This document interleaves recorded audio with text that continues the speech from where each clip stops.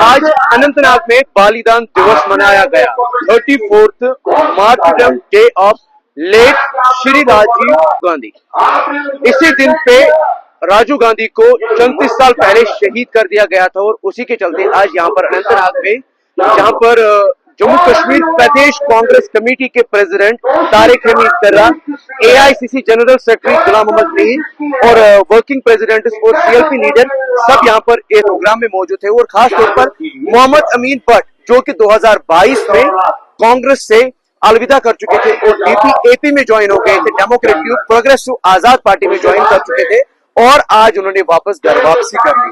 आप यहाँ पर देख सकते हैं कि बहुत लोग यहाँ पर बैठे हैं, इस प्रोग्राम में हिस्सा लिए हुए हैं। पूरी तरह से जो लीडर्स यहाँ पर खिताब दे रहे हैं, तकरीर कर रहे हैं, सब लोग सुन रहे हैं और सबका एक नारा है कि जो कश्मीर है, कश्मीरियत है, इसको जिंदा रखा जाए। और सबसे बड़ी बात जो गुलाम मोहम्मद मीर ने ये बयान दिया यहाँ पर कि जो statehood, special status Jammu and Kashmir state का, उसको रेस्टोर किया जाए।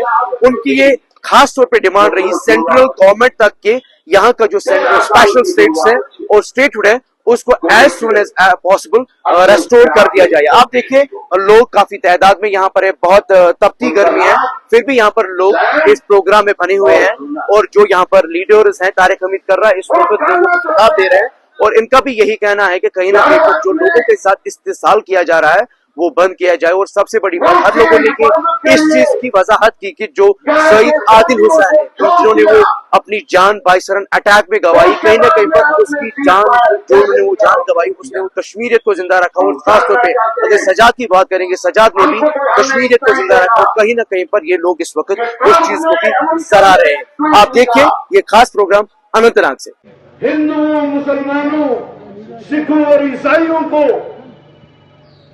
जिन्होंने उन साजिश करने वालों की वो साजिश नाकाम कर दी जो साल से बिलखसूस कश्मीरियों के माथे पे थोपी जा रही थी।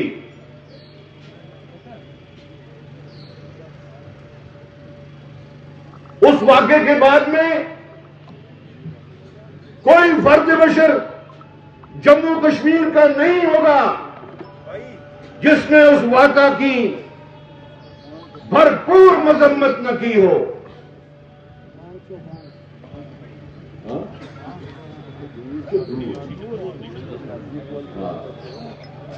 भरपूर मजम्मत न की हो और अपने अकल के मुताबिक, अपनी जहानत के मुताबिक उन्होंने अपना कारोबार भी बंद कर दिया। दो के उस वाक़े से हमारी मईशत पे जो असर पड़ा है वो शायद काफी की देन है, वो मोदी साहब की देन नहीं है। आज इसलिए हम यहां पर जमा हुए हैं। मैं मुबारक देता हूं अपने आप को कि आज मैंने घर वापसी की। उसको कश्मीरी में बोलते हैं घर वापसी। क्या हुआ क्या नहीं हुआ वो नहीं, उस पर मैं नहीं जाऊंगा। मैं कांग्रेस की पैदाशी, जब मुझे पीरजादा साहब थे यूथ कांग्रेस के प्रेसिडेंट, उस वक्त मुझे ब्लॉक प्रेसिडेंट बनाया होमचारी बुक्का 87 में। मैंने एक बहुत बड़ा योगदान दिया है। 21 साल के नौजवान को वोट का हक था, इसलिए अब 18 साल नौजवान को वोट का हक। मुल्क का शिराजा बिखरने को है और यहाँ के आवाम को तरह तरह के मुश्किलात का सामना है। वैसे ये साहब अभी कह रहे थे कि सबसे ज्यादा मुश्किलात रियासत जम्मू कश्मीर पर आयद हुए और इन मुश्किलात में आज हम रह रहे हैं। मैं अल्लाह ताला से दुआ करूंगा कि अल्लाह ताला जल्द आज का जो नारा कश्मीर से निकला, हमको महात्मा गांधी याद आ गए। फादर मेशर को ऐसे उम्मीद की करें नहीं लग रही थी। कश्मीर से, इसलिए आपने जो झंडा बुलंद किया उसका हम मुबारकबाद देंगे।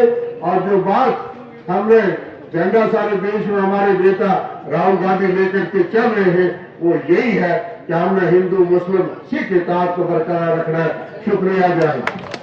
आंध्र प्रदेश का कोई नहीं मरा, तो इसलिए हम कहते हैं, जवाजियत देते हैं कि हम एक ऐसे सेंसिटिव एरिया में रहते हैं जिसका खामियाजा हमको उठाना पड़ता। इसीलिए हमारे पूर्वजों ने, चाहे वो सरदार पटेल जी थे, चाहे पंडित जवाहरलाल नेहरू जी थे, चाहे तब के बड़े बड़े कद्दावर मौलाना अबुल कलाम आजाद थे, उन्होंने इस खित्ते को तहफ़्फ़ुज़ दिया था। वो 370 का तहफ़्फ़ुज़ इसीलिए दिया था कि इन विचारों को सारी उम्र खमियाजा उठाना पड़ेगा। जहां हम एक कदम आगे बढ़ते हैं तो कोई ना कोई एक्टिविटी होती है, हम 15 कदम पीछे चले जाते हैं। हमारे नौजवान बेरोजगार हो जाते हैं, हमारा कारोबार बैठ जाता है, तो उसको बराबरी करने के लिए वो स्पेशल स्टेटस दिया गया। शायद आज पूरे देश को भी समझ आया हो। एक एक्टिविटी ने इस वक्त जम्मू कश्मीर में घर बिठा दिया। जो लाखों टूरिस्ट आ रहे थे, एक भी नहीं आ रहा था। हमारी मूवमेंट बंद हो गई, हमारा कारोबार, हमारा रोजगार बंद हो गया। तो इसलिए मैं आपके बिहाफ से, कांग्रेस पार्टी के बिहाफ से अपील करूंगा मरकजी सरकार को, आज की सरकार को आपने देखा कि किनको इसका खामियाजा उठा, इसको भरपाई करने के लिए जल्द अज जल्द इकदाम उठाओ, हमारी रियासत बहाल करो, हमारी ताकत को बहाल करो, ताकि हम अपने रिसोर्सेज से अपने लोगों को कुछ इसकी भरपाई कर सकते हैं। ये मेरी जबरदस्त डिमांड है आप सब लोगों की बिहाफ से। किसको हुआ? सबसे ज्यादा नुकसान किसको हुआ? यही हमारे साथ 70 साल से होता है। सारे हाथ नहीं उठा रहे।